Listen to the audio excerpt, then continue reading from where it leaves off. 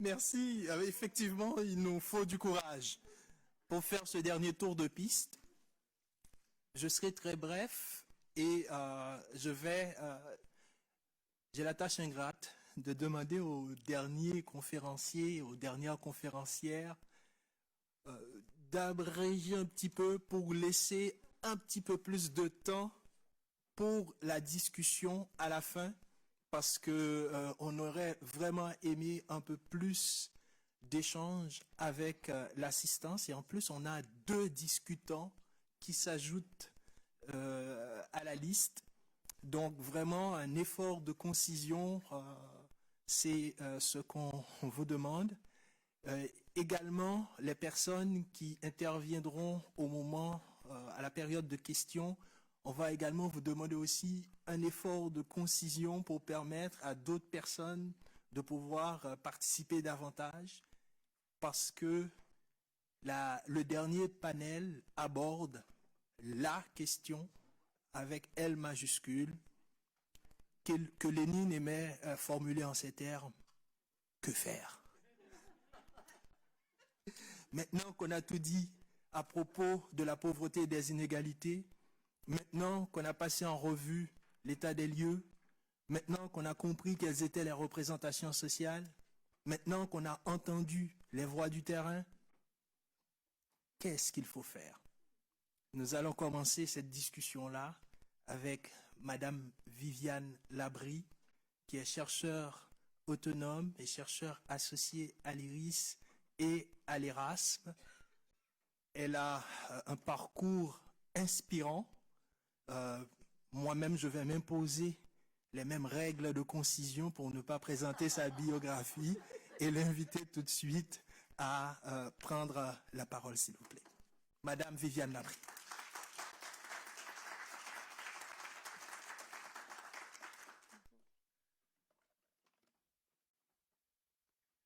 Poser les choses. Attendez un instant. Un chronomètre, ça peut être utile. C'est bon?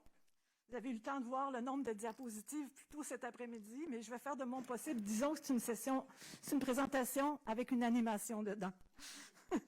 Alors, je commence. Il faut que je vérifie que je peux contrôler les petites ici. Hein? C'est bon. Oh, c'est vrai. Merci. Avoir de l'air, hein? Ah, ça me fait... Non, OK, je le dirai tantôt si j'ai le temps. C'est parti. Alors, bonjour. Et tout d'abord, quelques mots pour vous indiquer d'emblée le message que je veux transporter dans la présentation. Comme ça, je pourrais faire ouf après.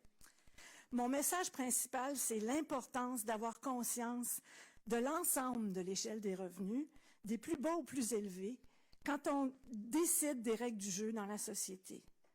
Le deuxième point que je veux absolument mentionner, c'est que je veux remercier l'Association de défense des droits sociaux de Québec, ADDSQM, d'avoir pris le temps avec moi avant et pendant la préparation de cette présentation, d'où cet autre message, l'importance de prendre le temps de croiser les savoirs et les perspectives avec des personnes et des groupes qui vivent et œuvrent au bas de l'échelle des revenus pour ne pas oublier ce dont il est question. On l'a vu beaucoup aujourd'hui. Je vais essayer de faire de mon mieux pour vous en donner un aperçu pendant les prochaines 20 minutes de cette échelle des revenus. Et la présentation pourra vous rester. Alors, vous me pardonnerez si, pour répondre à la demande de Robertson, je coupe les coins techniques. D'accord? Vous aurez accès aux références. Alors, allons-y donc. Dans cette présentation, j'ai choisi de procéder en prenant un grand angle, ce qui commence par un bref retour vers le futur. Et puis, j'aurai ensuite 4 points. Alors, on y va. La pandémie est arrivée au printemps 2020 au Québec, 20 ans après un consensus citoyen important sur ce qu'il faudrait faire pour jeter en 10 ans les bases d'un Québec sans pauvreté.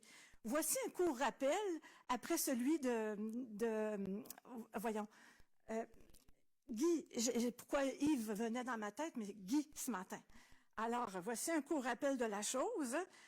Pour faire une histoire courte, Il y a eu en 2000 une proposition pour une loi sur l'élimination de la pauvreté qui a été rédigée en bonne et due forme et qui est arrivée avant la loi visant à lutter contre la pauvreté et l'exclusion sociale de 2002. Elle était soutenue par 215 307 signatures et un ensemble d'organisations de la société civile, je veux le mentionner, qui représentaient une bonne fraction de la population québécoise. Alors, les gens étaient prêts à dire ce qu'ils disaient là-dedans, tout en retenant l'horizon d'un Québec sans pauvreté et l'idée de plan d'action révisé périodiquement. La loi adoptée a échappé des éléments importants de la proposition de loi citoyenne. Parmi les éléments échappés, un principe d'action. L'amélioration du revenu du cinquième le plus pauvre devrait primer sur l'amélioration des revenus du cinquième le plus riche. 2 passages obligés vers un Québec sans pauvreté, la couverture des besoins de base dans les protections sociales de base. Et aussi, un salaire minimum à temps plein qui fasse sortir de la pauvreté. On ne peut pas arriver à un Québec sans pauvreté sans passer par là. C'était comme qui dirait des questions de pain et de beurre et d'argent du beurre, dans la mesure où on échappait ainsi à un aspect clé du problème, le lien entre la pauvreté et les règles du jeu qui génèrent les inégalités socio-économiques et l'exclusion sociale. Alors, malgré la loi adoptée en 2002 et ses plans d'action successifs, quand la pandémie est arrivée, elle est arrivée dans une société marquée par l'existence de disparités de niveau de vie chroniques. Alors, je passe à mon premier point, qui est sur ce que je vais appeler l'indice panier. On en a parlé aujourd'hui. La mesure du panier de consommation est utilisée au Québec depuis 2009 pour suivre les situations de pauvreté sous l'angle de la couverture des besoins de base. Il y a une idée qui a germé d'une compilation de l'Institut de la statistique du Québec qui a été explorée en 2016 par l'IRIS. Et si on utilisait la MPC plus largement pour suivre l'ensemble des revenus sous l'angle de la couverture des besoins de base, qui soient en déficit ou en excédent par rapport à ce panier. On obtient alors un indice panier, c'est-à-dire le nombre de fois du seuil de la MPC, la quantité de panier, autrement dit, dont les gens disposent pour survivre, vivre et bien vivre. Cet indice illustre les moyens disponibles dans la société et la disparité des niveaux de vie par rapport à ces moyens. Là, c'est mon petit coin technique. Je pense que je ne veux pas trop le passer quand même parce que cet indice-là, il nous permet de tenir compte de la taille des ménages, du coût différent du panier selon les endroits où on habite et tout ça. Je continue. Pour donner un ordre de grandeur du seuil de la MPC ou du coût d'un panier, à Montréal, en 2019, ce coût-là était de 20 545 pour une personne, puis de 41 090 pour 4 personnes, 2 adultes, 2 enfants. Alors, autre petit point technique sur lequel je passe très vite, pensez qu'il faut ajouter 7 pour penser à un revenu après impôt qui permet d'acheter ce panier-là parce qu'il y a des dépenses qui ne sont pas dans le panier. Je poursuis. Ça va? OK. Les travaux de l'IRIS sur l'indice panier ont mis en évidence des disparités chroniques de niveau de vie. Alors, ça va comme ceci. Au Québec, bon an, mal an, les proportions ont été les suivantes de 2002 à 2017. Le niveau de vie disponible en moyenne au Québec a été environ 2 fois le seuil, autrement dit 2 paniers. Le 10e le plus pauvre des ménages, généralement des personnes seules, a eu accès en moyenne à un demi-panier. Le 10e le plus riche a eu accès en moyenne à l'équivalent de 4 paniers et plus, et le plus a varié selon les années. Les travaux de l'IRIS ont aussi montré qu'il y aurait eu plusieurs occasions depuis 2002 de régler le déficit à la MPC des ménages disposant de moins d'un panier sans perte de niveau de vie pour les autres ménages. C'est un autre problème de déficit dans notre société que le déficit zéro dont il a été question dans les années 90. Il aurait suffi de décisions priorisant d'investir les marges de manœuvre disponibles au bas de l'échelle des revenus. En réalité, l'essentiel de ces marges de manœuvre est allé plus haut dans l'échelle des revenus et c'est ce qu'on va voir dans la prochaine section. J'y vais. Alors ici, je nous amène sur un drôle de terrain. Voici à quoi ressemble un autre terrain de cirque, un autre genre. Voici à quoi ressemblait l'échelle des revenus du Québec, au Québec, en 2019, juste avant la pandémie. Alors, on va aller dans ce graphique animé qui va nous permettre d'aborder l'ensemble des revenus dans la population québécoise en fonction des critères qu'on utilise pour la population à plus faible revenu. Alors, allons-y. Ça, c'est le terrain. Alors, ici, je pense pas que je vais m'essayer trop. OK, les pourcentages de population, et ici, c'est le revenu dont on parle. Alors, j'y vais, je poursuis. Alors, en 2019, puis savez-vous ce que je vais faire? Je vais prendre le temps. OK, je vais prendre le temps de voir où je suis rendue dans mes notes, ça va aller mieux. Alors, en 2019, ramené à l'échelle d'une personne seule, le 10e le plus pauvre de la population disposait au maximum de 22 400 après impôt. Et le 9e dixième, le décile 9, autrement dit, disposait de 83 200 après impôt. Pour une famille de 4, on parle de 166 400 après impôt. Alors, qu'est-ce qu'on peut voir ici? Bien, pour le décile le plus pauvre, c'était la vie dure. Et par ailleurs, il n'y avait pas de limite mesurable pour le décile le plus riche, parce que par définition, on ne peut pas avoir dans un échantillon le plus haut revenu. Ici, on peut voir l'évolution depuis 2002 en dollars constants, en dollars de 2019, de cette courbe. Alors, si vous apercevez bien, dans le bas de l'échelle, ça n'a pas progressé énormément, mais dans le haut de l'échelle, en dollars constants, ça a progressé beaucoup, et on parle de revenus ramenés à l'échelle d'une personne. On a parlé de revenu médian aujourd'hui. Le revenu médian, c'est le revenu du milieu. La moitié des gens sont au-dessus, la moitié des gens sont en dessous. En 2019, c'était 46 200 pour une personne et multiplié par 2 pour une famille de 4. Alors maintenant, on amène nos indicateurs de faible revenu.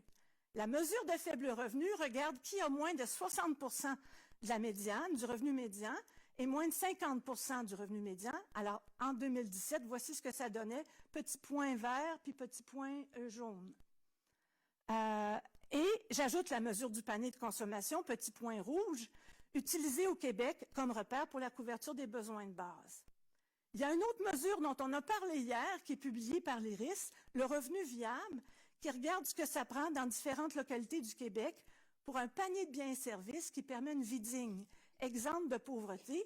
Alors, voici ce que ça donnait en 2019, grosso modo. Alors, et on va remarquer que le petit point vert avec lequel on se compare avec l'Europe, c'est-à-dire 60 % du revenu médian, est à peu près dans le milieu de la fourchette du revenu viable. Et on va remarquer aussi qu'on est proche de 20 % de la population qui serait en dessous de ça, une personne sur 5. Alors, j'ajoute les paniers de notre indice panier le long de l'échelle des revenus. Les voici. Alors, je vous laisse contempler cette chose et je m'en vais voir où je suis rendue. Voilà. Alors, c'est bon. Maintenant, où est-ce qu'on était? On était tous dans ce portrait en 2019, tous et toutes. La méthode, vous irez voir éventuellement. Les liens sont tous présents. Alors, on reconnaît au Québec qu'environ la moitié de la population répondait à un critère qui situe habituellement la classe moyenne entre 75 % et 150 % du revenu médian. Ensuite, il y a environ 20 % de la population qui se situait au-dessus de ce critère, dont un dixième très au-dessus. 30 % de la population était à plus faible revenu.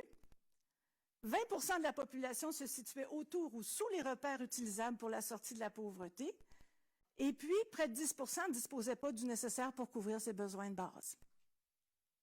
C'est dans cette société-là qu'est arrivée la pandémie au printemps 2020. Alors, j'arrive à mon troisième point. Oui, c'est bon. Je pense que je suis aussi bien de juste suivre mon PowerPoint, il fait la job. Alors, la pandémie nous aura fait voir de nombreux aspects, puis on a vu aujourd'hui, très concrets, des disparités de niveau de vie. On en a évoqué plusieurs. Elle nous a fait voir aussi la possibilité de bouger rapidement les règles du jeu dans le pacte social, par exemple avec la PCU, comme on a vu avec les nouvelles données pour 2020 pour la mesure du panier de consommation. Et oui, on peut constater une baisse spectaculaire et probablement temporaire du nombre de personnes sous le seuil de la MPC au Québec et au Canada. Ceci étant dit, malgré ça, et on en a vu des effets aujourd'hui, il est étonnant de constater à quel point les prestataires de l'aide de dernier recours vont avoir été ignorés au Québec pendant cette période. Et là, je vais amener un exemple parmi plusieurs.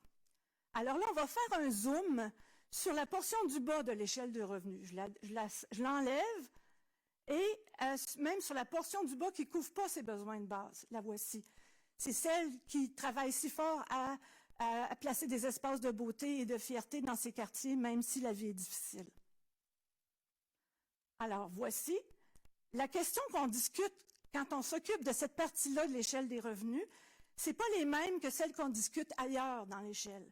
Ici, il est question du pourcentage de couverture qui va être assuré à l'aide de dernier recours, d'après les engagements du plan d'action de 2017. Alors, le plan d'action s'engageait, j'ai presque envie de dire, à plafonner les prestations d'aide sociale de base à 55,1 % de la MPC. Vous voyez le genre? La moitié d'un panier quand on est, ça revient à cet après-midi, quand on est jugé apte au travail, 3/4 de panier si on pense qu'il y a des contraintes, puis si les contraintes sont de longue durée, on tendait vers un panier. Malgré tout, c'est ici qu'est la flèche, la réalité en 2022, c'est qu'on est rendu à 47 %, 67 %, 81 %. Autrement dit, le revenu récurrent assuré est celui que vous voyez ici. Et qu'est-ce qu'il manque par mois par rapport à la cible, à l'aide sociale, 138 par mois, 196 par mois, juste pour des cibles insuffisantes, là. Et puis à la solidarité sociale, 260 par mois. Alors, on va parler maintenant du 500 $. Hein? Qu'est-ce qu'on dit du crédit ponctuel de 500 $ qui est annoncé dans le budget du Québec 22 de cette année pour compenser l'inflation liée à la pandémie et aux autres crises de l'heure? Non seulement il masque les engagements gouvernementaux non remplis, mais en plus, il fallait un organisme comme la DDSQM ou d'autres groupes pour le voir et en prévenir leurs membres, ses membres. Ce montant risque d'être récupéré en partie par le gouvernement en raison des règles de l'aide de dernier recours. Une partie va être prise à cause des dettes dont il a été question tout à l'heure, des contraventions pour itinérance et ainsi de suite. Mais en plus, s'il n'est pas dépensé avant, le crédit de 500 $ sera comptabilisé le mois suivant, celui de sa réception, dans les avoirs liquides permis aux prestataires. Les prestataires devront s'assurer que le montant reçu ne fait pas dépasser leur solde bancaire au-delà du montant permis, qui est de 1 500 à l'aide sociale pour une personne seule, un peu plus à la solidarité sociale, et ainsi de suite. Autrement dit, à l'aide de dernier recours, le crédit de 500 $, c'est un crédit fondant et un encouragement à la dépense rapide. Si tu ne t'organises pas pour l'enlever de ton compte en banque, il risque de t'être repris le mois suivant si tu as eu une certaine sagesse de vouloir essayer d'économiser malgré le manque d'accès à la couverture de tes besoins de base. Une telle inconséquence s'imaginerait difficilement ailleurs dans l'échelle des revenus. En plus, ça coûte 3,2 milliards, ce crédit-là. Ça va coûter ça, qui est accordé à tous les adultes gagnant 100 000 $ et plus. Vous avez vu où était 100 000 $. Et ça contribuera d'aucune façon à régler le déficit récurrent à la MPC. C'est un montant ponctuel. Et ça ne va pas changer les règles de jeu qui occasionnent ce déficit. Aux dernières nouvelles, pour vous donner un ordre de grandeur, les derniers chiffres qu'on a, c'est 2017. Ce chiffre-là, le déficit à la MPC au Québec était de 3,8 milliards. Alors, on peut imaginer un meilleur usage des finances publiques.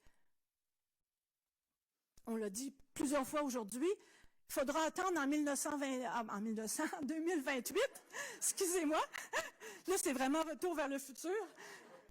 Il faudra attendre en 2028 pour en savoir plus long sur les statistiques entre pauvreté et pandémie. Mais ce qu'on sait déjà, je sais qu'Ismaïla cherchait des choses qu'on sait déjà.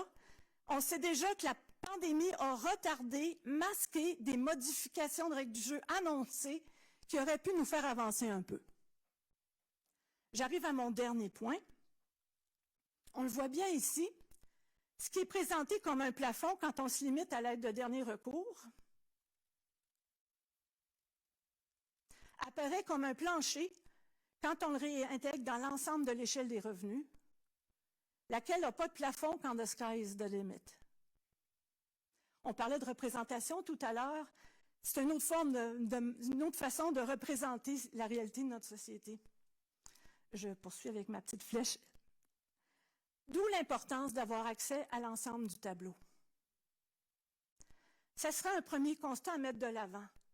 Avancer vers un Québec sans pauvreté suppose de considérer l'ensemble de l'échelle des revenus et de replacer les règles du jeu relatives aux plus pauvres dans cet écosystème socio-économique. Et je me suis trouvée bonne à écosystème socio-économique, mais ça dit quand même quelque chose. Une question se pose alors. Qu'est-ce qui, à l'avenir, pourrait permettre de réduire effectivement les disparités chroniques de niveau de vie constatées depuis l'adoption de la loi visant à lutter contre la pauvreté et l'exclusion sociale en 2002? On peut revenir ici à une phrase d'Yvette Muse qui a beaucoup inspiré la proposition de loi citoyenne réclamée dans la pétition déposée à l'Assemblée nationale en novembre 2000. Yvette disait « Je suis tannée de rêver en couleur, il faut rêver logique ». Comment rêver logique vers un Québec sans pauvreté en 2022? Peut-être qu'il faut revenir aux bonnes choses échappées de la proposition de loi citoyenne. Un principe d'action qui voudrait que l'amélioration du revenu du cinquième le plus pauvre de la population prime sur l'amélioration du revenu du cinquième le plus riche, appliqué à tous les budgets du Québec et à toutes les décisions dans le pacte social et fiscal. Deux passages obligés. La couverture des besoins de base dans les protections sociales, en allant rapidement, là, pas un tout petit peu en 20 ans. Un salaire minimum à temps plein qui fait sortir de la pauvreté. Autrement dit, ne serait-il pas important d'au moins prioriser l'accès à un panier et à un panier point 3 qui pourrait ressembler à l'absence de pauvreté selon, mettons, la MFR 60 ou le revenu viable, sur l'accès à plus de 4 paniers et demi? Est-ce que ça ne vaudrait pas la peine de se demander, de changer notre imaginaire, puis de se demander à quoi ressemblerait de juste milieu éco-responsable qui permettrait un bien-vivre mieux partagé? En se rappelant qu'on a les moyens de 2 paniers. Et peut-être qu'il faut même penser un peu moins que ça si on pense à la question de la transition écologique et en débattre. Par exemple, en réfléchissant sur une garantie de revenus qui comprend de l'épargne, des imprévus, une part de rêve, un coussin.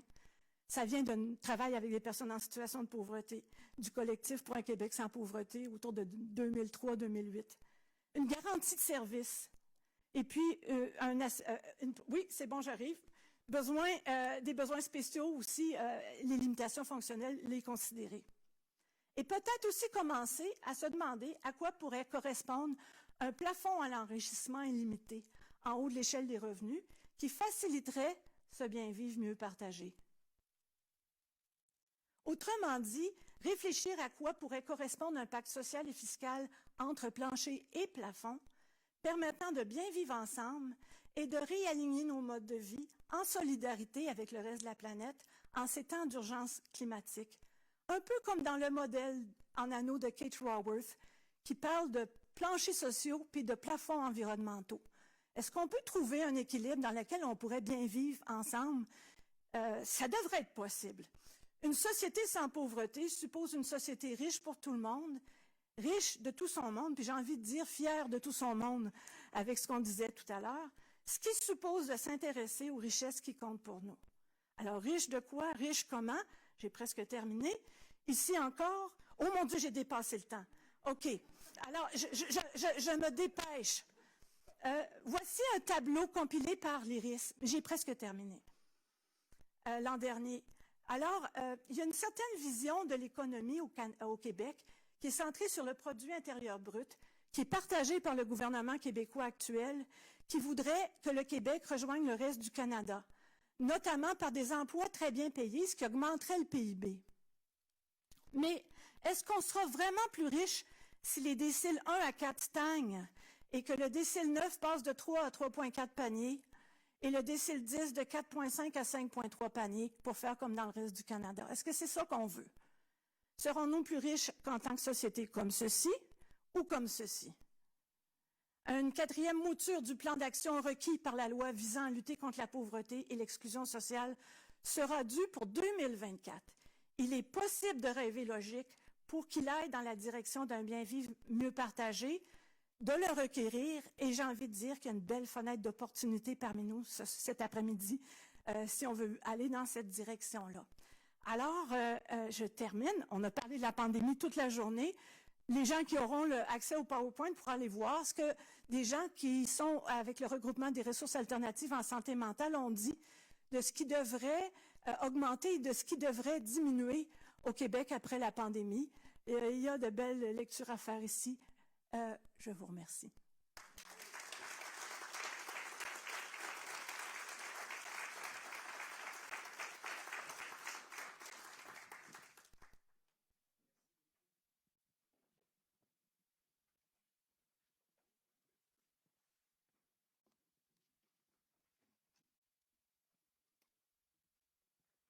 Merci beaucoup, Viviane.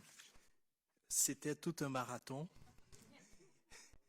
La barre est haute, François, que j'invite tout de suite à la barre. François Fournier, chercheur à l'Observatoire québécois des inégalités. Il se définit davantage comme généraliste que spécialiste. À toi la parole. Merci beaucoup.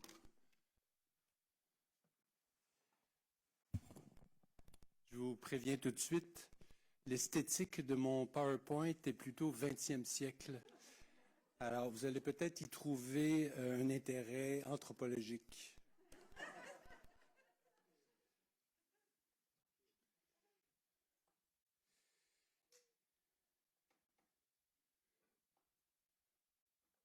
Merci. Alors, à l'Observatoire, on n'est pas les seuls à penser plus que jamais qu'il faut trouver des solutions durables à des problèmes persistants. Et s'il y a parmi les problèmes persistants, un qui est particulièrement têtu, c'est celui de l'insécurité alimentaire.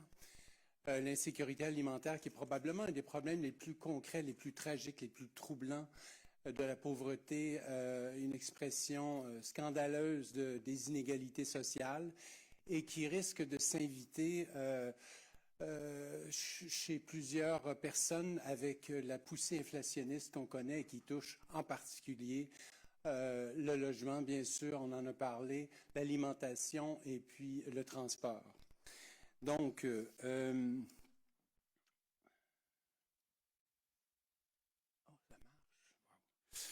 OK, donc, déroulé de la présentation en 5 temps, les 3 premiers en coup de vent.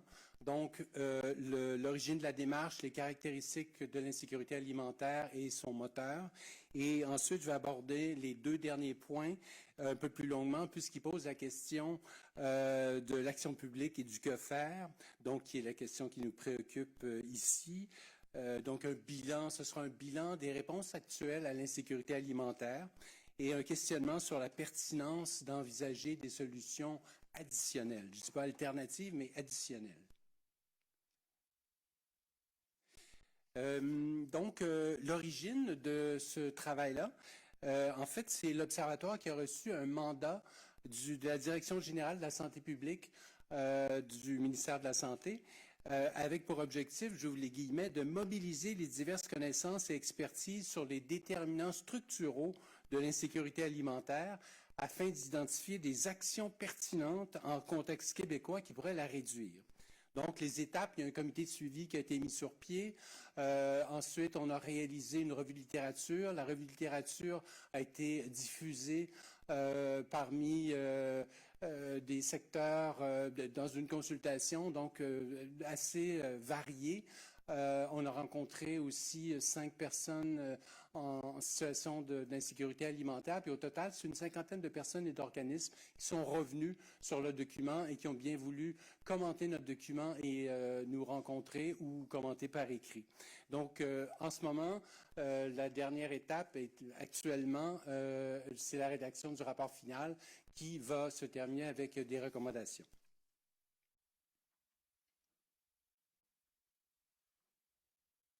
OK. Rapidement, qu'est-ce que l'insécurité alimentaire? La définition la plus courante de l'insécurité alimentaire, la plus courante, je dirais, au Québec, au Canada et ailleurs, c'est la suivante. L'insécurité alimentaire consiste en un accès inadéquat ou incertain à des aliments en qualité et en quantité suffisante, principalement en raison d'un manque de ressources financières.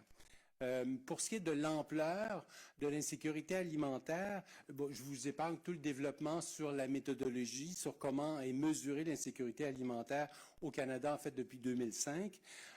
Simplement les statistiques canadiennes de l'enquête canadienne sur le revenu, donc de 2018 à 2020, la variation était de 11% à 14,4%. Mais au-delà des pourcentages, ce que ça représente là au Québec, hein, c'est au Québec, ça représente quand même 1 million de personnes ou plus d'1 million de personnes qui sont en état, en situation, qui vivent un épisode d'insécurité alimentaire. Puis on sait en plus que, bon, il y a une sous-estimation, évidemment, de ce phénomène-là, puisque ces enquêtes-là ne couvrent pas, bon, toutes les personnes itinérantes, les personnes réfugiées, et donc on peut penser que c'est plus élevé. Juste une petite note en passant, les statistiques au Québec sont généralement 3% de moins qu'au Canada en général. Donc c'est un phénomène qui est intéressant, mais ça touche quand même plusieurs, comme j'ai dit, 1 million de personnes. Mais il y a probablement une réflexion à faire sur, OK, pourquoi au Québec on est en moyenne 3% moins que la moyenne canadienne. L'Institut national de santé publique a fait aussi, pendant la pandémie, avec une autre méthodologie, a fait des coups de sonde et le pourcentage a augmenté là, dans le cas de mars, de avril 2020 à aujourd'hui. Ça a oscillé entre 16 et 22%. Mais il y a d'autres chiffres d'une autre enquête fédérale qui a montré plus tôt qu'au Québec, en 2020-2021, c'était 7%. Alors donc, bon, les données à voir. Alors, la question qui se pose, c'est, bon, c'est quoi la principale cause de l'insécurité alimentaire? Année après année, les enquêtes sur l'insécurité alimentaire partout dans les pays développés exposent la même réalité. Ce sont les ménages à faible revenu qui sont les plus susceptibles d'en souffrir. Faible revenu à cause de quoi? Faible salaire, précarité des emplois, insuffisance des montants d'aide sociale, augmentation des personnes vivant seules, puis évidemment parmi les causes de la cause principale, ben, il y a en jeu les structures socio-économiques, les règles du marché, les mécanismes de redistribution de la richesse, le colonialisme, le racisme systémique, qui sont tous susceptibles de produire des inégalités, de la pauvreté, de l'exclusion et bien sûr de l'insécurité alimentaire. Alors, quelles sont les réponses actuelles à l'insécurité alimentaire? Il y a 3 types de réponses qui ne sont pas nécessairement exclusives les unes aux autres. 3 types de réponses diversement et inégalement soutenues par les gouvernements. Alors, j'ai dit soulager, outiller et améliorer. Soulager, typiquement, c'est les services d'aide alimentaire. Il y a plusieurs formes d'aide, d'aide alimentaire qui viennent au secours des ménages à faible revenu et de certaines catégories de populations vulnérables. Il y a 3 grandes modalités d'offres. Offre de denrées, offre de repas préparés et offre de coupons alimentaires. Les offres de denrées, ben, typiquement, là, c'est ce qu'on appelle le dépannage alimentaire ou de façon générique, ce sont les banques alimentaires. Alors, il s'agit d'un service d'appoint hebdomadaire ou mensuel géré par des organismes communautaires qui distribuent à des ménages éligibles des paniers de nourriture qui couvrent quelques repas. Les offres de repas préparés, eux, ou des collations sont offertes à des personnes à faible revenu, des aînés ou des personnes en situation d'itinérance. Et je range aussi sous cette catégorie-là l'aide alimentaire dans les écoles. Ensuite, finalement, offre de coupons alimentaires, c'est un type un peu plus récent d'aide alimentaire qui consiste en la distribution à des personnes à faible revenu de coupons alimentaires échangeables contre de la nourriture santé dans une épicerie avoisinante. Donc, c'est la première catégorie de réponse à l'insécurité alimentaire. C'est celle qui est probablement la plus connue ou qui nous vient spontanément à l'esprit. Ensuite, deuxième, outiller. Donc, en parallèle avec les services d'aide alimentaire, il y a une deuxième famille d'initiatives communautaires qui s'est développée dans les années 90. La principale caractéristique de ce type d'intervention-là, c'est de rassembler des gens autour d'activités de groupe qui ont pour objectif de réduire la facture d'épicerie, de favoriser la récolte de fruits et de légumes frais, ou encore de développer des compétences personnelles en cuisine, c'est-à-dire comment cuisiner des repas à prix modique, comment gérer son budget. On désigne ces pratiques-là souvent par le terme de développer l'autonomie alimentaire individuelle. Alors, des exemples typiques de ces activités-là, il y a les groupes d'achat alimentaires, les cuisines collectives, les cuisines solidaires, les jardins collectifs, les jardins communautaires et puis les ateliers de cuisine. Troisième et dernière catégorie donc de réponse, j'appelle ça améliorer, donc enrichir, renforcer l'offre et l'environnement alimentaire. Donc c'est une autre formule qui recouvre quand même un certain nombre de pratiques qui s'offrent un peu en guise de réponse partielle à l'insécurité alimentaire. On parle par exemple de quartiers nourriciers. Dans ce modèle-là, les denrées offertes ne sont pas nécessairement gratuites, mais elles sont disponibles à faible coût et la clientèle qui est à faible revenu ou non a la possibilité de choisir ces aliments. Concrètement, il s'agit donc de lieux où il est possible de se procurer des aliments frais, des denrées non périssables, donc à une fraction de la valeur des coûts du coup dans un supermarché. On parle comme lieu concret là, de marchés extérieurs, donc des marchés saisonniers, d'épiceries communautaires ou solidaires, des magasins partage. Ces établissements-là sont là pour améliorer l'environnement alimentaire, puis ils s'attaquent d'une certaine façon aussi, bien sûr, au désert alimentaire dans les quartiers et zones défavorisées. Alors, quel bilan on peut tirer? Un bilan très rapide de l'ensemble de ces initiatives-là. Il faut reconnaître que les efforts déployés sont tous nécessaires et pertinents, qui continueront de l'être, et qui crée souvent, en plus de l'alimentaire, du lien social et du dynamisme dans la communauté. Mais force est de constater que ces initiatives-là ne réussissent pas à abaisser l'aiguille de l'insécurité alimentaire. Donc, il faut se poser la question, est-ce que des stratégies uniquement alimentaires sont suffisantes pour réduire l'insécurité alimentaire et la prévenir? Pas nécessairement, et c'est normal, parce que ces stratégies-là ne sont pas conçues pour s'attaquer à la racine du problème, qui est le manque de ressources financières des ménages, qui empêche une forte proportion d'entre eux donc de manger en quantité et en qualité suffisante. Autrement dit, l'essentiel des efforts actuels en direction de l'insécurité alimentaire portent davantage sur les symptômes du phénomène et peuvent donc pas faire beaucoup plus que l'atténuer.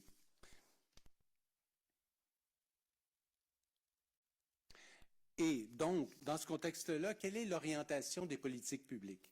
Je ne vais pas nommer ici tous les engagements ou toutes les politiques des gouvernements fédéral et provincial en matière d'insécurité alimentaire, mais j'extrais 3 éléments qui me semblent importants.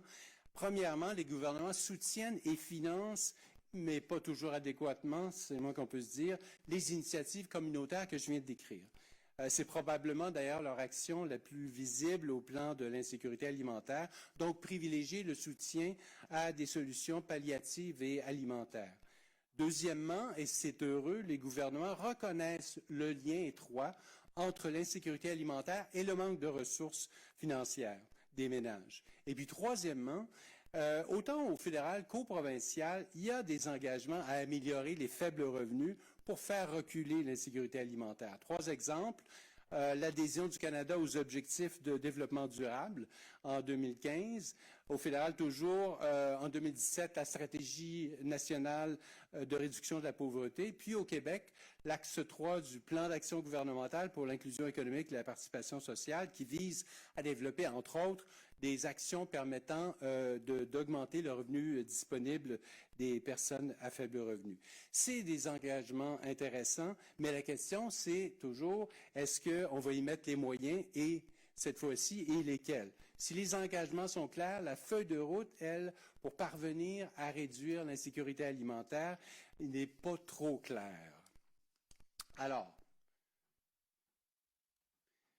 que faire? Il n'est pas trop tard pour que j'arrive à cette question-là. Hein? Bon, il y a deux voies possibles.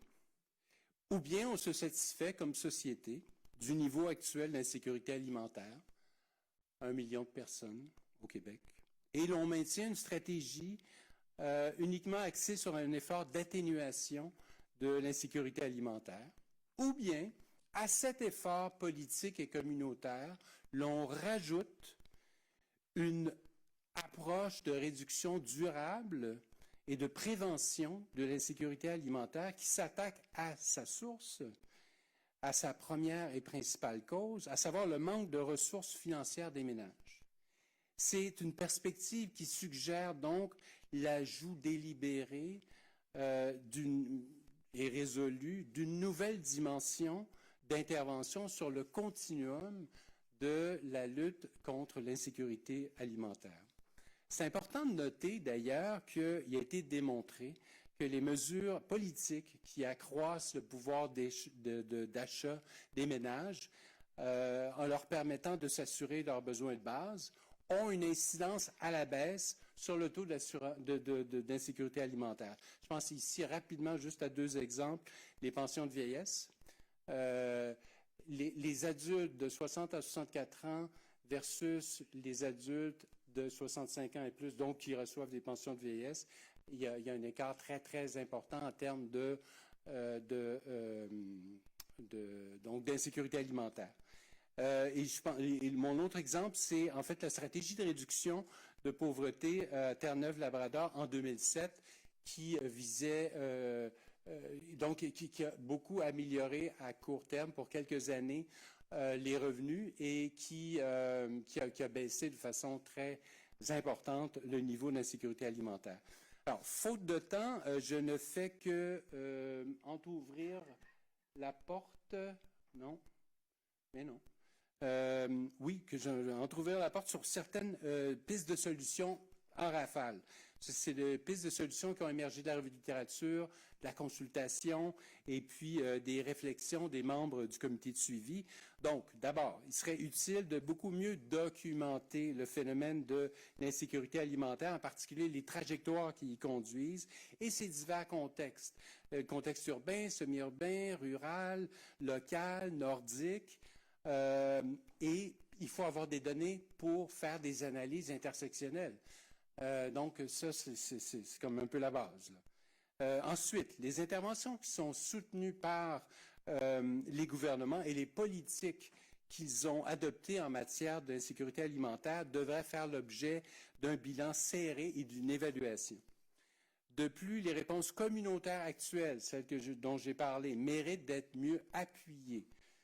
Et puis, il serait aussi souhaitable que le gouvernement du Québec se fixe des cibles de réduction de l'insécurité alimentaire.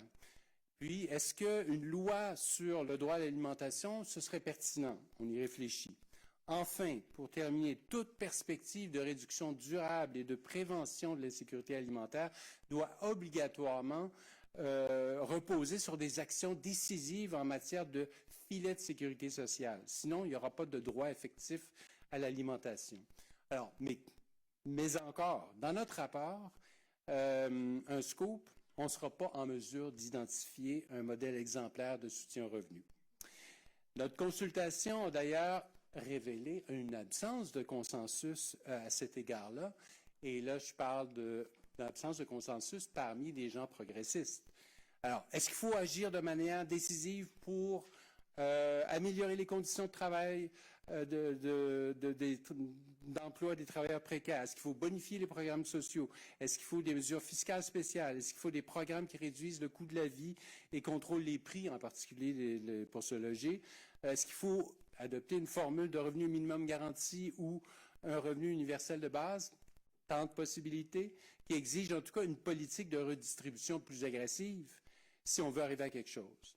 Alors, l'absence actuelle de consensus sur là où les formules à retenir fait en sorte qu'il pourrait être pertinent de suggérer la rencontre d'un ensemble représentatif de parties prenantes et de spécialistes dans le cadre d'une conversation nationale pour travailler sur différents scénarios susceptibles de placer les Québécois et Québécoises à terme à l'abri de l'insécurité alimentaire et de la pauvreté. Bref, on pense qu'il est temps de se mettre à table sur la question du filet social de manière à ce qu'au terme de ce travail, il y ait de la nourriture pour tout le monde sur la table. Merci.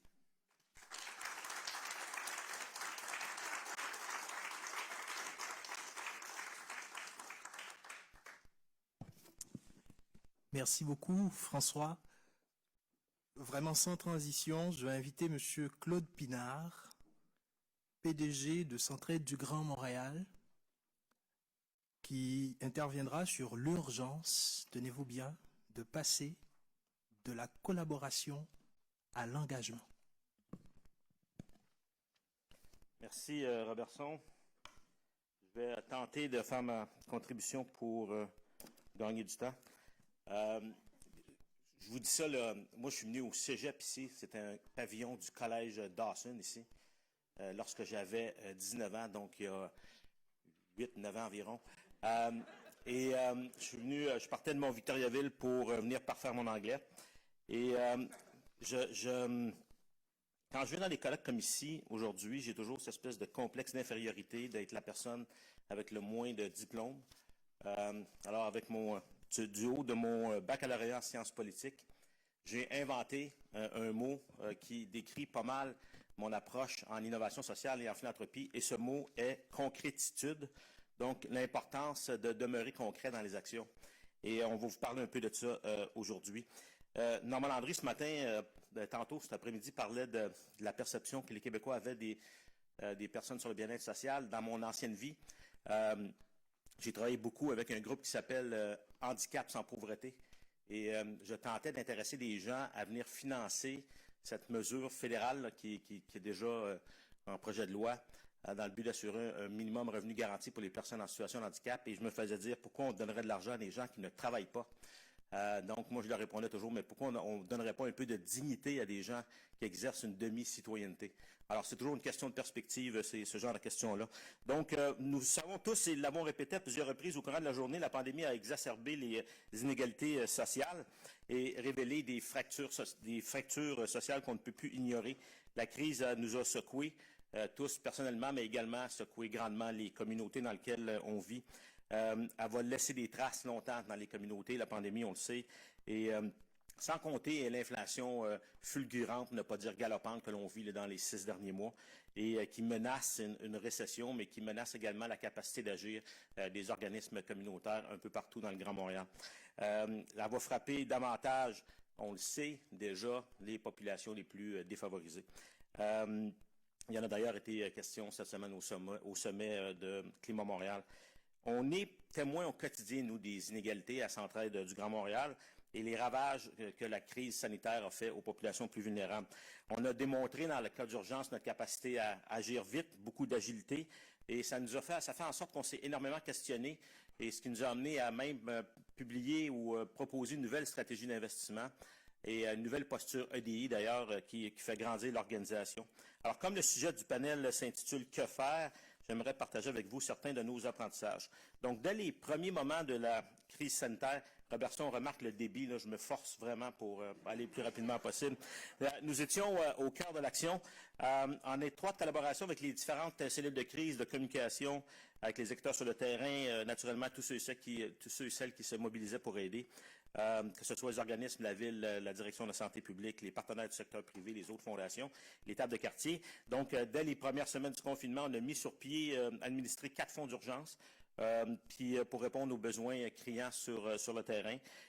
Et en tout et partout, au 31 mars 2021, on avait distribué plus de 75 millions, donc investi plus de 75 millions dans les différentes communautés du Grand Montréal. Donc, comme nos fonds d'urgence étaient ouverts à tous les organismes, mais pas ceux seulement soutenus par Centraide, on a analysé et traité des milliers de demandes pendant la pandémie et travaillé avec des organismes communautaires qu'on ne connaissait pas. Donc, c'est toujours bénéfique de pouvoir sortir de son cercle habituel. Avec ce nombre imposant de contacts, de tendances se dessinaient plus facilement. Par exemple, on a rapidement observé une grande capacité de réaction de mobilisation dans les quartiers où la concertation et la collaboration étaient déjà présentes avant la pandémie. Vous savez, à Montréal, on a un modèle très unique, le modèle de table de quartier que vous connaissez, qui forme la base du tissu social de tout ce qui se passe dans le Grand Montréal. Et on a vu encore une fois les citoyens, les organismes communautaires qui ont appris à analyser, débattre des enjeux ensemble qu'ils vivent, à se donner des objectifs et un projet de quartier et à le faire ensemble. Donc, ça fait 20 ans que Centraide soutient le développement de cet actif intangible avec la Ville de Montréal, la Direction de la santé publique et la Coalition montréalaise des tables de quartier par le biais de l'initiative montréalaise en développement social local. Et on le fait encore avec plus d'intensité depuis 2016. La plupart d'entre vous devez connaître le projet d'impact collectif. Donc, on a réuni 9 fondations à venir encore plus profondément appuyer les aspirations des quartiers du Grand Montréal. On a d'ailleurs annoncé la semaine dernière la phase 2 du PIC. On est bien fiers de ça. L'idée première de ce projet-là, c'est de travailler collectivement dans une approche bottom-up. Bottom-up où les besoins des quartiers, les citoyens, les organismes communautaires et les partenaires institutionnels des quartiers décident eux-mêmes ce sur quoi ils veulent travailler. Alors, c'est une nouvelle posture pour les acteurs philanthropiques qui donne la liberté aux quartiers d'expérimenter, d'innover et de travailler sur des enjeux de fond. La nouvelle approche collaborative s'est avérée un levier particulièrement important et porteur pendant la pandémie. Donc, on parle de développement de compétences ici, de capacité de répondre rapidement. On était déjà convaincus des bienfaits de cette collaboration-là, mais la pandémie a permis de mettre à l'épreuve les fondements avec succès. Maintenant, je passe au vif du sujet. Robertson, je te mentionne que ça fait 5 minutes, 37 secondes que je parle.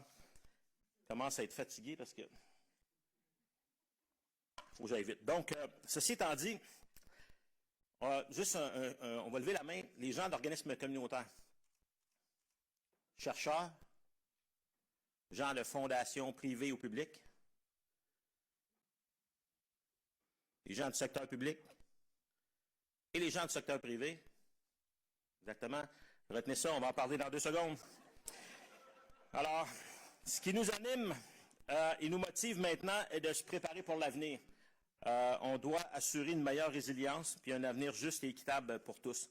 Il faut pousser encore plus loin les modèles de collaboration entre partenaires et viser leur engagement dans les projets de communauté et de citoyens. Il faut aller au-delà des solutions Band-Aid, donc les solutions pansement. Il faut viser sur des changements systémiques et la véritable transformation sociale. Pour ce faire, il va falloir avoir du courage de se remettre en doute. Il va falloir challenger le statu quo, innover et adopter une collaboration que je qualifierais de radicale. Donc, mettre nos intérêts de côté et travailler pour les intérêts des personnes qu'on tente d'aider ou qui tentent de s'aider elles-mêmes. Il faut se doter d'objectifs ambitieux, mettre de l'avant des solutions concrètes, probablement novatrices, probablement des prototypes, essayer des choses et des indicateurs communs. Donc, on a une compréhension commune du problème auquel on s'attaque. On a une définition commune, une évaluation commune, des objectifs communs et, naturellement, des KPI communs à la fin pour pouvoir venir parler dans 5 ans et dire voici exactement ce qu'on a réussi à changer et non pas seulement à soutenir. Donc, aucune organisation ou institution, gouvernement ne peut régler seul tous les enjeux. Le défi consiste à mobiliser les forces et les leviers des gouvernements, des entreprises, des fondations, des observatoires et chaires de recherche, les organismes communautaires et les citoyens pour que tous s'engagent concrètement dans l'action à lutter contre la pauvreté, l'exclusion et les inégalités sociales. Plus que toute chose, il faut créer de la solidarité pour que chaque individu, chaque collectivité puisse se réaliser pleinement au sein d'une société inclusive et équitable. Je vais vous donner un exemple. Alors, lorsqu'on parle de plan de lutte, plan de société de lutte à la pauvreté, des vrais plans concrets avec résultats mesurés, très, très difficiles de mettre en place. Pourquoi? parce que c'est complexe. Alors, il y a des gens, des théoriciens, Esther Duflo, qui a le prix Nobel de l'économie pour ses travaux sur la lutte à la pauvreté il y a quelques années, qui dit on doit briser la lutte à la pauvreté en différents défis. Donc, on doit s'attaquer à différents défis. Et ce qu'on entend, nous, dans les quartiers de Montréal, et particulièrement dans les quartiers qui étaient impliqués dans le projet d'impact collectif, c'est la question du logement qui est le premier enjeu. On a, sur notre site Web, publié une étude cette semaine où 15% des gens interrogés dépensent plus de 50% de leur revenu net sur le logement. J'ai rencontré il y a 3 semaines une dame qui dépense plus de 70% de son revenu net sur le logement. Alors François, je postulerais que dans son cas, le premier problème de l'insécurité alimentaire a à voir avec l'argent qu'elle dépense pour avoir un toit sur la tête. Alors c'est la première question à laquelle Centraide va s'attaquer dans le cadre d'un concept qu'on appelle la grande conversation et qui va réunir tous et toutes, donc les citoyens, les organismes communautaires, le milieu des affaires, donc je parlais du privé tantôt, les institutions, les villes, les gouvernements, puis avoir le courage d'un dialogue franc, parfois dissonant, où les enjeux de pouvoir seraient atténués par la mise en commun des expériences. J'appelle ça la philanthropie communautaire. Alors, on met les acteurs autour d'une table. Je le sais que je parais angélique. J'avais les cheveux blonds quand j'étais jeune, j'en ai plus, là, mais quand même, vous voyez probablement la lumière reflétée, ça fait blond quand même. Je sais que ça paraît angélique, mais ce qu'il faut arriver à faire, c'est mettre ce que j'appelle des suspects inhabituels autour de la table et avoir cette véritable conversation-là. Et parler à des développeurs immobiliers puis leur dire, au lieu de subir ce qu'une ville veut t'imposer comme règlement, viens montrer comment tu peux développer avec le Centre-Sud une approche innovante en termes de logement social. Viens montrer les fondations privées, venez voir comment on peut mettre vos actifs au travail différemment que de les placer à la Bourse de Toronto. 5 plus grandes fondations au Québec, les actifs. Combien? 5 milliards de dollars. 5 milliards de dollars qui peuvent être mis au travail dans des initiatives qui vont faire en sorte de donner des logements abordables à des citoyens. Ça va être notre objectif de travailler là-dessus dans les prochains temps à Centraide. Il ne faut pas oublier que le développement social et le développement économique, c'est l'envers de la même médaille. On est au Québec une société riche de notre tissu social, on a une société riche de notre économie, puis on a une société riche de sa capacité de s'entraider. Collectivement, il faudra avoir le courage de s'attaquer aux causes de la pauvreté et non pas seulement à ses effets, mais bien aux causes avec un véritable plan de société. C'est terminer les interventions d'appoint, car ce n'est pas de cette façon que nous permettrons à toutes et tous de vivre sa pleine citoyenneté, et ce, dans la dignité. Merci beaucoup.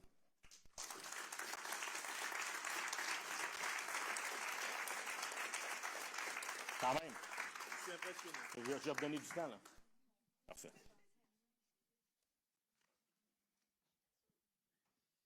Ma foi, je suis impressionné. On va utiliser à bon escient les quelques minutes que nous venons de gagner pour tout de suite passer la parole à Madame Virginie Larivière qui va ouvrir les discussions pendant 3 minutes.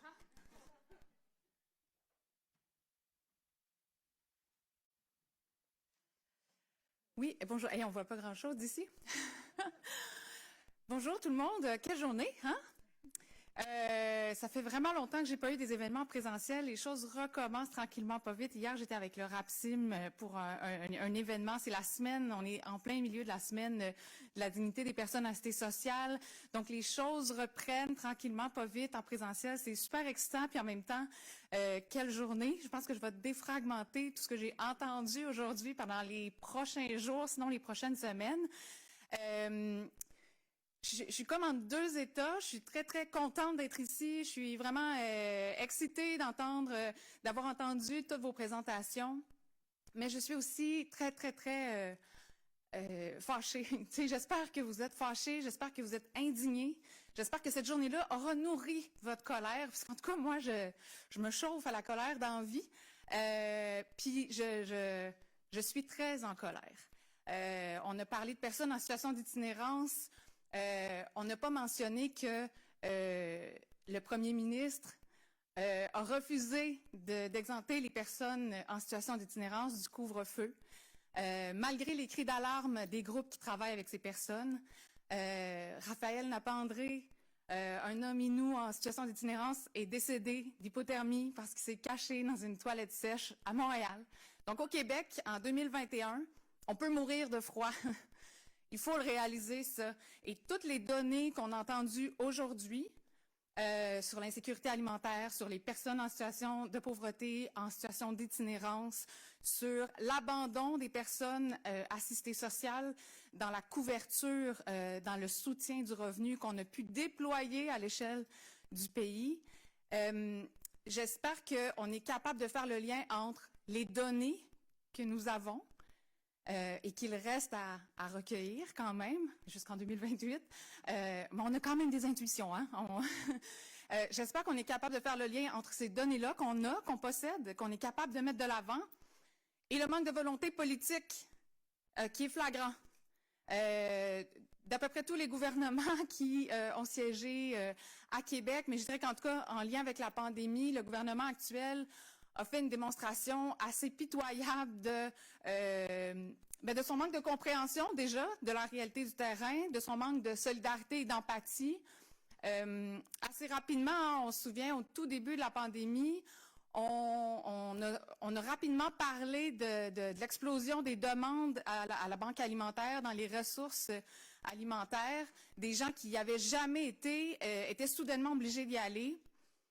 Et le premier ministre a comme soudainement découvert qu'il y a des gens qui ne mangeaient pas à leur faim au Québec. Et il a promis, en mars 2020, il a promis que personne n'allait manquer à manger au Québec. Alors, il ne savait pas, lui, que déjà, il y avait des gens qui ne mangeaient pas à leur faim au Québec. C'était comme une révélation. 2 ans plus tard, on a encore ce même premier ministre qui refuse d'admettre qu'il y a une crise du logement. Enfin, il peine à l'admettre, il commence à l'admettre, mais c'est vraiment du bout des lèvres et l'action n'arrive pas à répondre à l'urgence de la situation. Alors, c'est ça. Moi, ma colère, elle est là, sur le manque de volonté politique. Hier, je suis tombée par hasard sur une entrevue de Camille Bouchard qui parlait du rapport qu'il a rédigé en 91, Un Québec fou de ses enfants. Parmi les recommandations qu'il mettait de l'avant, c'était de lutter contre la pauvreté, si on veut réduire les situations malheureuses dans les familles, si on veut réduire les taux de maltraitance, il faut s'attaquer au phénomène de la pauvreté. Et M. Bouchard disait qu'il était comme content de voir que la commission leur remportait essentiellement les mêmes recommandations, mais il se désolait qu'en 30 ans, on n'ait pas été capable de mettre en place des mesures qui allaient répondre à ces recommandations. Les constats, on est capable de les faire, on est capable de faire ressortir des données, on sait où ça fait mal. Alors, il faut agir, il faut se choquer, il faut s'indigner, il faut demander, il faut exiger des changements, puis il faut se tricoter des solidarités entre nous, entre les personnes en situation de pauvreté, entre celles qui sont pas en situation de pauvreté. Il faut être capable de déconstruire les préjugés qui nous empêchent de tricoter ces solidarités-là et d'exiger du gouvernement un meilleur filet social, un filet social qui échappe véritablement personne. Merci.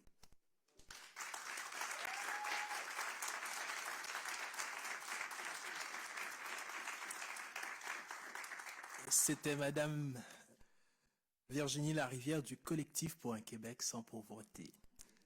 Maintenant, 2 mots de mon collègue Stéphane Moulin. Je dois dire que j'ai un petit plaisir puisque Stéphane impose souvent ce critère-là à ses étudiants. Je vais voir comment il s'en sort.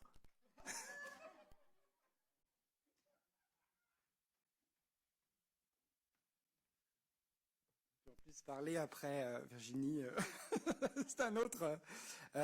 Oui, donc la question un peu, c'est finalement la pandémie va-t-elle entraîner un réexamen des filets de la protection sociale? On l'a posé à de nombreuses reprises. Bon, ça a été souligné, hein, notamment par Viviane Labrie, que la possibilité de bouger rapidement les règles du jeu est apparue, ça c'est sûr. Que aussi, je rajouterais que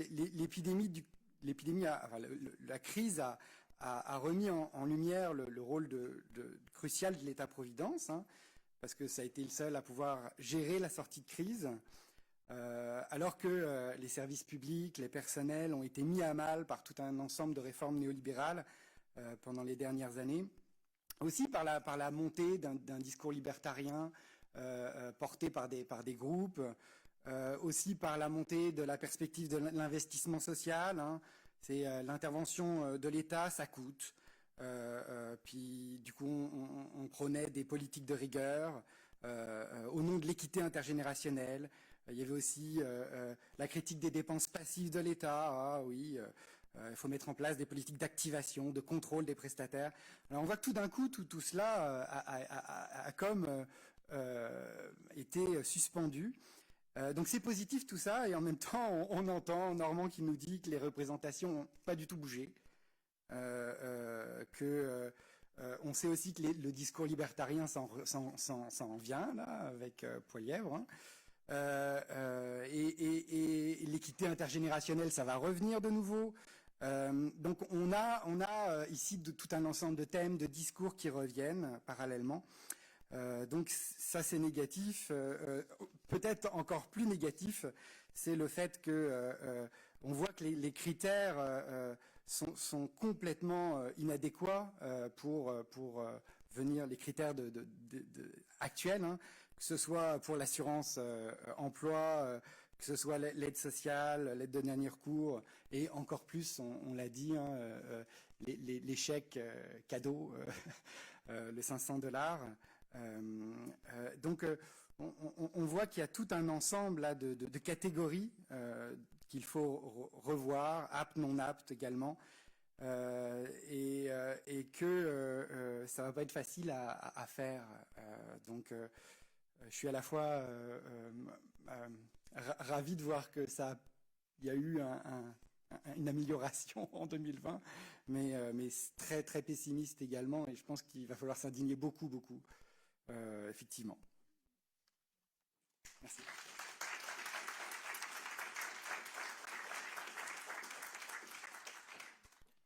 J'inviterai à présent tout le monde à se mettre en scène, en avant de la salle, et on va donner la parole au public pour que vous puissiez adresser vos questions à tous les intervenants.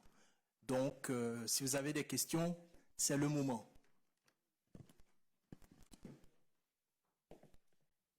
Il suffit de lever la main et on va vous passer le micro. Si on parle de s'indigner, se mobiliser, je comprends que la journée a été costaude.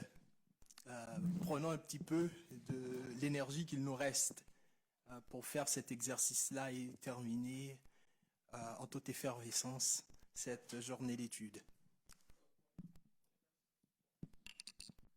Décidément, je vais monopoliser la parole, mais j'en profite. Là, parce que je fais en même temps une enquête. En fait, Viviane, j'ai une petite question. C'est souvent on donne les pourcentages hein, quand on parle d'indices, de quintiles, de déciles. Pourrait-on avoir un aperçu du nombre de personnes que ça représente? Parce que des fois, les pourcentages, là, si on ne le rapporte pas à des chiffres, on ne mesure pas, pour moi, l'ampleur du phénomène. Parce que 20 000 personnes, par rapport à 7%, ça parle plus aux citoyens, pour moi, surtout par rapport à la lutte contre les préjugés. Qu'est-ce que tu en penses? C'est une question technique. La réponse est simple. On est quoi? On est 8 millions au Québec? Alors, le revenu médian, c'est le revenu où il y a 4 millions de personnes au-dessus, puis 4 millions de personnes en dessous. Alors, il faut il faut y aller comme ça. Alors, ou sinon, on dit une personne sur 5. Quand on parle de 20% de la population qui serait à peu près en dessous de 60% de cette médiane-là. Ça revient c'est un peu, effectivement, c'est toute une question de proportion. Mais une personne sur 5, ça nous dit quelque chose aussi. C'est peut-être les façons de s'en parler. Alors, oui.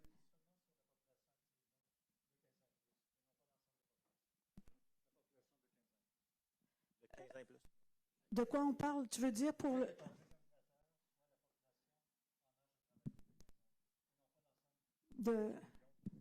OK. Tu parles pour le revenu médian? Oui, OK.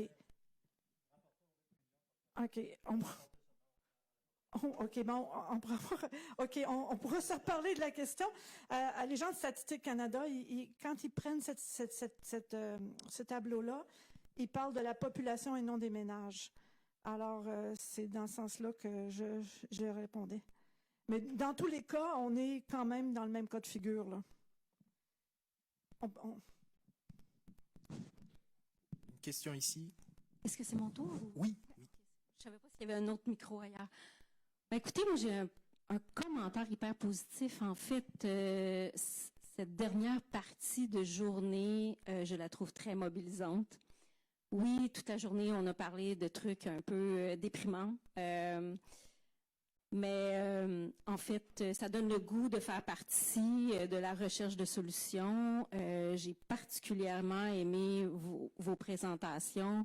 C'était empreint d'idées, de recherche d'ouverture aussi. J'ai particulièrement aimé l'idée de monsieur, puis j'ai oublié votre nom, je suis désolée,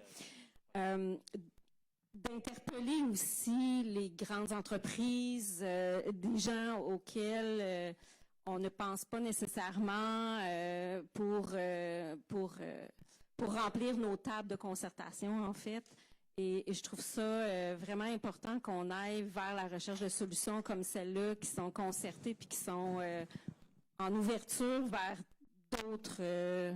d'autres partenaires. Merci. Oui, une question, madame, d'abord.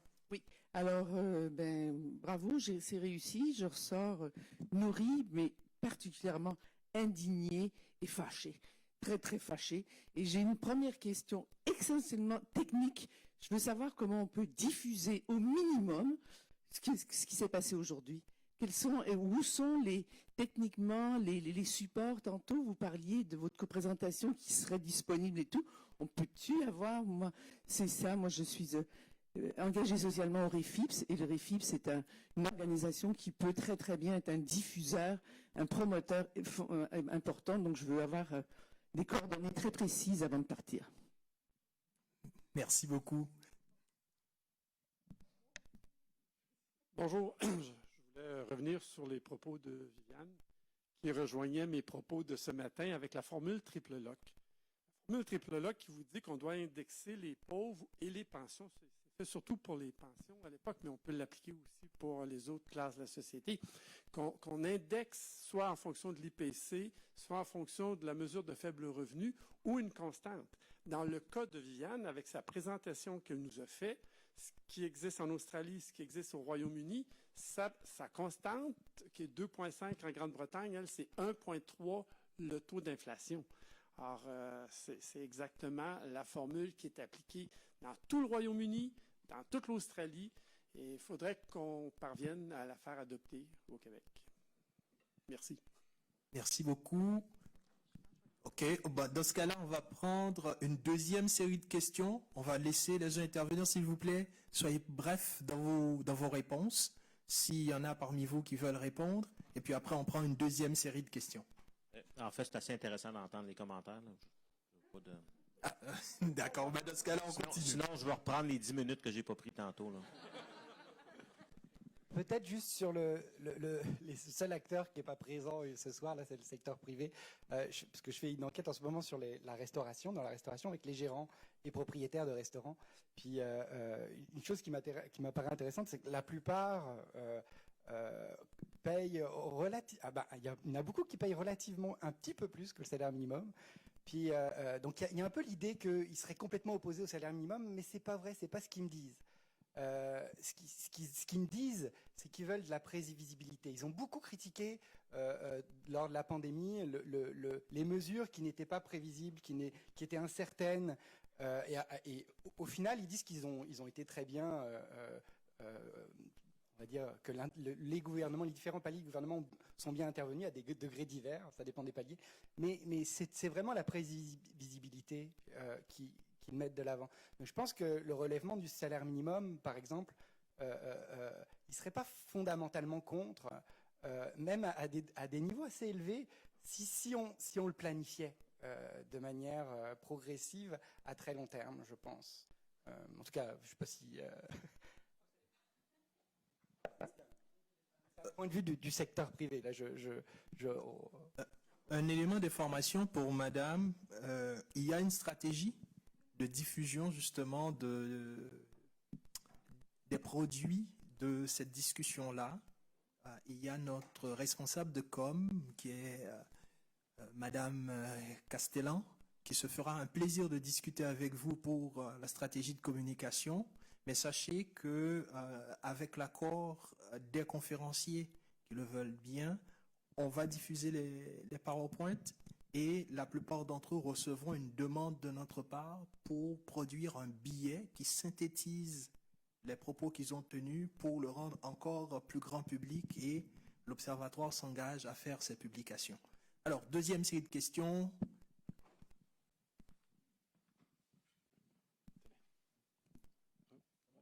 Ouais. Il me semble qu'il y a, depuis le matin, une tache aveugle là. Je ne sais pas pourquoi on ne veut pas en parler, mais je crois que c'est l'occasion, en parlant de la sécurité, de l'insécurité alimentaire, c'est que pandémie, ce coronavirus est à comprendre peut-être comme une première dans un nouvel âge épidémique, si l'on peut dire, et il nous renvoie, pour quelqu'un qui, comme moi, a grandi sur une ferme et qui a connu des systèmes, non pas de grande culture intensive, mais où nous avions tout, et les déséquilibres incroyables que nous avons introduits dans notre rapport à la nature, dans le rapport au mode d'élevage des animaux, dans l'intensification de la production des plantes et tout ça. Et je crois que on ne peut pas faire la réflexion. J'ai adoré, mais véritablement, les 3 dernières, c'est une apothéose, je crois, pour la journée. Mais il faudrait que tout le monde, et depuis ce matin, depuis Guy, qu'il y ait la réflexion aussi, qu'est-ce que c'est que cette pandémie? Cette pandémie est l'indice d'un déséquilibre que nous avons introduit dans notre rapport à la nature, dans une espèce de surpuissance. J'ai eu l'occasion de travailler sur les rétrovirus, entre autres en Afrique, mais là on est avec des coronavirus et quelque chose de nouveau qui commence et qui nous interroge très très très profondément sur comment nous allons produire la nourriture, comment nous allons créer une sécurité alimentaire. Et cette réflexion n'a pas été faite et je crois qu'il faudrait absolument qu'elle puisse se faire. D'accord. Merci. 2 autres interventions.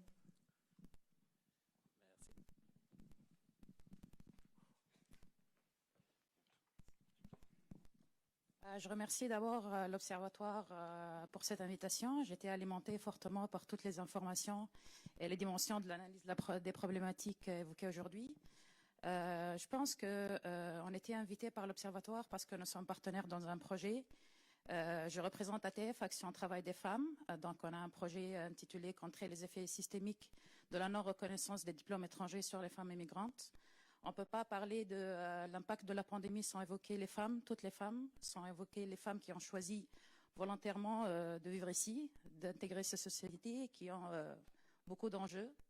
Donc moi, je vous rejoins particulièrement sur le volet revendication. Comment l'acteur principal qui est tout à fait absent aujourd'hui, les institutions publiques principalement, les ministères et tous les acteurs dans le processus de reconnaissance des diplômes. Donc, je pense que c'est le temps de l'impliquer fortement dans ce processus. Merci. D'accord. Merci beaucoup. Une toute dernière, s'il y en a, on ne vous tordra pas le bras.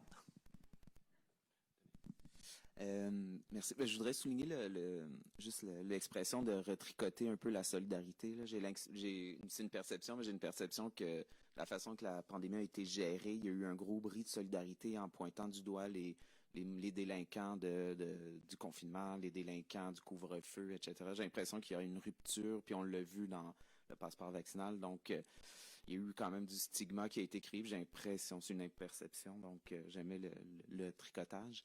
Au niveau de la sécurité alimentaire, dans les solutions, il y a une solution qu'on voit rarement, puis peut-être n'est pas applicable, je me posais la question, c'est au niveau de légiférer, au niveau des grands joueurs de l'alimentation. Quand on a vu les solutions, on voit, puis je le vois rarement, puis il y a sûrement une raison, c'est-à-dire On l'a vu dernièrement, je pense que c'est au niveau de la ville de Montréal, où pour le gaspillage alimentaire, les épiceries sont obligées, il y a des nouvelles règles qui ne peuvent pas jeter les invendus. Mais on sait aussi que des fois, il y a des cartels, le cartel du pain, des choses comme ça. Est-ce qu'il y a une raison pourquoi des solutions vers la sécurité alimentaire ne passent pas par cet aspect-là au niveau de légiférer chez les distributeurs, les épiciers, qui, en plus, on sait, pendant la pandémie, se sont grandement enrichis au début de la pandémie. Là. Donc, est-ce que c'est des solutions qui peuvent être envisagées? Et je me permets une dernière question. Au niveau d'une fondation comme Centraide, est-ce qu'il y a une réflexion, quand on parle de l'urgence du 5 milliards de capital dans les plus grandes fondations, d'augmenter le contingent de ce qui est donné, qu'on sait qu'il y a beaucoup d'actifs finalement qui dorment et beaucoup de gens parlent on est dans une situation d'urgence climatique, etc. Est-ce que certaines fondations réfléchissent, comme ça se voit un peu aux États-Unis, d'être moins éternelles et tranquillement en sortir plus des coffres pour agir plus fortement sur des situations qui demandent un gros coup de massue? Oui, ben, je peux peut-être répondre à ça. Toutes les réflexions que tu viens de mentionner sont dans les airs. Je te dirais que le gouvernement fédéral a annoncé un passage de 3,5 à 5 du quota de déboursement, mais lorsqu'on voit la moyenne des fondations canadiennes, c'est environ 4,2 à 4,3 déjà. C'est quand même une manne. Ce qui est frustrant un peu, puis je le dis sans aucune amertume, c'est que les universités et les fondations hospitalières ont les moyens d'embaucher bien du monde pour essayer d'aller chercher cet argent-là additionnel. Alors que moi, je pense pas que ça devrait aller dans un système qui est 100% financé par l'État. Ça devrait aller dans des situations comme la lutte à la pauvreté qui n'est pas 100% financée par l'État. Donc, ça, c'est un. Il y a aussi des discussions sur la décapitalisation de certaines fondations. Donc, lorsqu'on voit de nouveaux phénomènes arriver, capacité de voir communauté noire, entre autres, pouvoir s'installer une fondation qui est gérée par eux pour eux. Et il y a eu de la décapitalisation, oui, définitivement. Moi, j'ai été en contact avec quelques-unes des grandes fondations qui vont augmenter leur quota de déboursement à 7, 8, 9, 10% pendant quelques années. Essentiellement parce que les 2 ou 3 dernières années ont été incroyables en termes de rendement, et ce qui fait qu'ils se sont trouvés par rapport à leur objectif financier nettement plus élevé, donc ils ont plus de capacité. Alors oui, il y a une réflexion chez Centraide, une réflexion d'en chercher plus, je vous dirais de même, mais on veut pas le faire de façon vide, on veut le faire de façon où on se met autour de la table tout le monde, et on voit comment on peut mettre cet argent-là au service des communautés, avec les communautés. C'est ça l'objectif. Oui, sur la question de la sécurité alimentaire, la question des systèmes alimentaires, d'améliorer, de renforcer le système alimentaire est essentielle. Le gaspillage alimentaire, et des fois, il y en a qui présentent les services d'aide alimentaire comme une solution au gaspillage alimentaire. Mais le problème à la base, c'est le gaspillage alimentaire. Il ne devrait pas y avoir de gaspillage alimentaire. Donc, les systèmes alimentaires, améliorer les systèmes alimentaires, policer les grands producteurs, tout ça, c'est important, les changements climatiques, tout ça, mais il ne faut pas que ça cache la cause principale de l'insécurité alimentaire, qui n'est pas à la base un problème alimentaire, et qui est un problème de revenus, de faibles revenus. Puis c'est ça le problème, c'est que souvent, les gouvernements vont dire on a une politique sur la sécurité alimentaire, fait qu'évidemment, ça couvre la sécurité alimentaire, mais pas vraiment, non. Parce que les mesures pour couvrir l'insécurité alimentaire, ça passe par le revenu. Donc c'est très important de ne pas mettre l'insécurité alimentaire sous le tapis ou sous le chapeau, le grand chapeau de la sécurité alimentaire. Il faut vraiment autonomiser cette question-là et la lier directement à la question des revenus. Cela dit, bien sûr, les systèmes alimentaires, il y a bien de la job à faire pour améliorer la durabilité, pour faire face au changement climatique. Oui, on est pour l'agriculture urbaine, l'agriculture durable, le local. Je pense que la pandémie a montré l'appétit des gens pour une production plus locale. C'est hyper pertinent. Tout ça, c'est pertinent, mais n'oublions pas la question de l'insécurité alimentaire et de son lien fondamental avec les revenus et les dépenses et le coût de la vie. Oui, un dernier mot de Viviane. OK. Un peu dans la suite de la question de Gilles, sur qu'est-ce que cette pandémie nous dit de notre rapport à la nature. Moi, je le lis à qu'est-ce qui peut transformer notre imaginaire de la vie en société.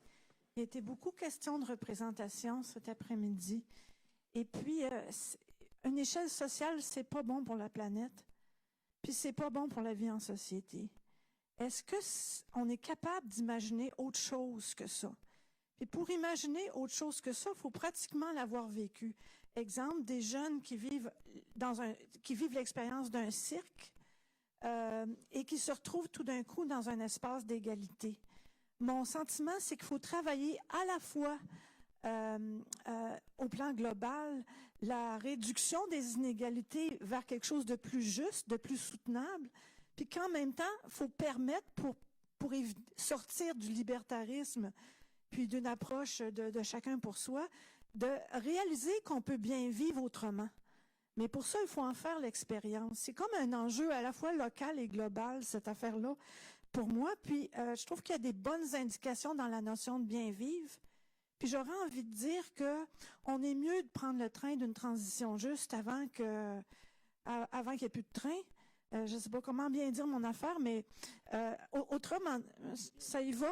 Bon, mais et puis juste, ça veut dire justesse et justice. Et puis se préoccuper de qu'est-ce qui nous rendrait heureux autrement qu'avec une pile d'argent. Me semble que ça, c'est comme important et ça enlève pas la nécessité que si la pile d'argent est trop basse pour survivre bien, puis que ça diminue notre espérance de vie, il faut s'assurer que ça puisse croître pendant que d'autres choses vont décroître. Alors, il y a comme vraiment des questions de société qui demandent qu'on s'en parle. Moi, je trouve qu'il y a un point commun dans notre journée, c'est le désir de s'en parler. Et puis, après ça, comment on fait pour s'en parler, pour que tout le monde se sente inclus dans la conversation? Ça, c'est un autre paire de manches. En tout cas, c'est là que ça me conduit. Puis j'ai presque envie de parler de Lucien Paulus, qui était l'autre personne qui était citée sur la proposition de loi citoyenne. C'est curieux parce que l'imaginaire du collectif, depuis le début, c'est un rameau avec des feuilles. C'était pas un groupe écologiste. Mais quand même, Lucien Paulus avait dit, c'est un monsieur de Drummondville, qui a dit « Je suis une feuille à côté de l'arbre. Après la loi, je serai dans l'arbre. » Qu'est-ce qui nous met dans l'arbre? En tout cas, il y a vraiment une question d'imaginaire. Merci beaucoup. Oh, oui, un dernier mot. Parce que est-ce que ça fonctionne ou oui? OK. On a parlé des données, en fait, comment l'année 2020 avait été, moi je dis que c'est comme un hockey dans l'histoire statistique, là, c'est vraiment une anomalie statistique. Puis dans les anomalies qui sont intéressantes à relever, en fait, c'est qu'on a connu en 2020 une diminution des taux de suicide de 32%.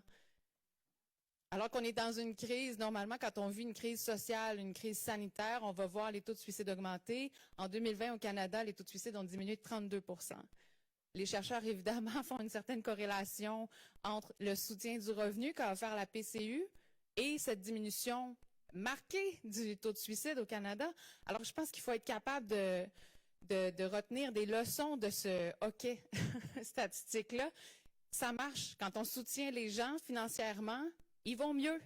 Ils mangent à leur faim, ils vont s'acheter un manteau l'hiver pour être capables de passer à travers le froid, ils améliorent leur situation, ils sont capables de s'en sortir, mais avec un chèque de 700$, c'est pas possible. Alors, quand on soutient financièrement les gens, on est moins désespéré, on a moins envie de mourir. C'est ça que ça nous dit, cette expérience de pandémie-là, puis il faut vraiment être capable d'en tirer des leçons. Ça serait mon dernier mot. Merci beaucoup. On remercie tout le monde. Maintenant, les mots de deux organisateurs de l'événement, M. Mathieu Lisotte et Mme Lorraine Cristini, pour les mots de la fin.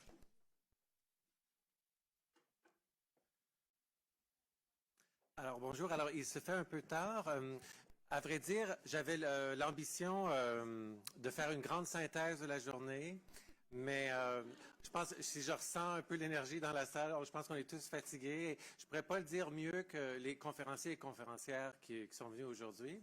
Alors, finalement, la phrase qui me vient à l'esprit pour un mot de fin, c'est c'est qu'il y a un moment pour tout. Hein? En fait, ça vient d'Ecclésiaste, je suis athée, mais il y a un moment pour tout, c'est une des vraiment belles phrases. Et par ça, je veux dire, il y a un moment pour se rencontrer, il y a un moment pour apprendre, pour écouter, il y a un moment, comme Virginie le dit, pour être en colère, pour s'indigner, il y a un moment pour s'organiser. J'espère aujourd'hui que, aujourd'hui, ça nous a permis de renouer des liens avec des gens qu'on n'avait pas vus pendant des années. Ça nous a permis de créer de nouveaux liens. Je vous encourage fortement à maintenir ces liens. Vraiment, le réseau finalement qui tourne autour finalement de l'Observatoire commence à être vraiment redoutable et on sera de moins en moins ignoré par force, finalement.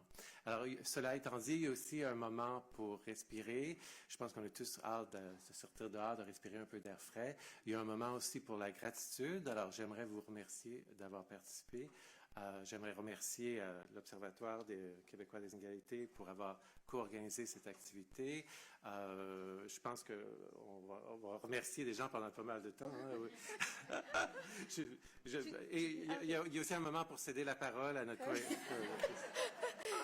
J'ai essayé de faire vite. Merci Mathieu, on essayait de le faire un peu comme aux Oscars, là, à deux, là, mais bon. Alors, oui, les échanges étaient fort riches, fort stimulants, donc pour nos actions à tous, je pense. Merci beaucoup pour votre écoute tout au long de cette journée, vos partages des connaissances et votre assiduité à cette première partie. Hein, c'est que la première partie de la journée Lumière sur les inégalités. Alors, je pense, en tout cas, du moins j'espère, je pense que Claude, je viens de le voir partir, aura permis d'apporter assez de concrétitude, comme disait Claude Pinard, pour influencer positivement les prises de décision politiques. J'espère aussi que cette journée d'études nous permette cette nuit de pouvoir rêver logique et toutes les autres nuits qui suivront. Comme tu le disais, Viviane, avec la pandémie, on a vraiment une fenêtre qui s'ouvre pour transformer les discussions vers un mouvement plus grand. De notre côté, à l'Observatoire, les échanges et la transmission des connaissances est au cœur de notre mission. Donc on espère vraiment que cette journée soit récurrente. Et si je réponds à l'invitation de Guy de ce matin, au pire du pire, on se retrouve en 2028 pour discuter de tout ça. Donc de nouveau, donc voilà, le moment de gratitude. Donc de nouveau, je remercie toutes les personnes qui nous ont accompagnés dans l'organisation de cette journée d'études. Donc l'Université d'Ottawa, à travers notamment notre collègue Mathieu Lisotte. Tous les membres de mon équipe à l'Observatoire, donc Marianne Castellan, Robertson-Édouard, Sandy Torres et François Fournier, ainsi que tous nos bénévoles, donc Daniel, Djibril, Étienne, Isabelle, Mathis, John. J'ai pas les noms par cœur et je les ai pas notés. Désolée, les noms de famille, je les ai plus. Puis le comité scientifique qui a révisé les candidatures pour toutes ces belles présentations. Donc nos partenaires encore avec la fondation du festival Métropolis Bleu et les Archives nationales de Montréal pour ces locaux magnifiques. Alors notre journée, et c'est la fin, notre journée se poursuit à l'Hôtel 10 ce soir. Donc c'est une cérémonie dédiée à Francine Saillant, à qui nous remettons le prix Lumière sur les inégalités, prix que nous remettons annuellement à l'Observatoire pour l'œuvre d'une vie, de plusieurs vies, pour la réduction des inégalités. Alors, je ne sais pas où est Francine. Mais aussi un prix à Samantha Villamassé. Donc c'est un prix de la relève, c'est la première fois qu'on remet ce prix, un prix de la relève pour une étudiante dont l'accessibilité, et dont on remercie l'accessibilité et l'excellence de ses travaux. Donc merci à tous, belle soirée, on souffle un peu et à plus tard peut-être. Merci.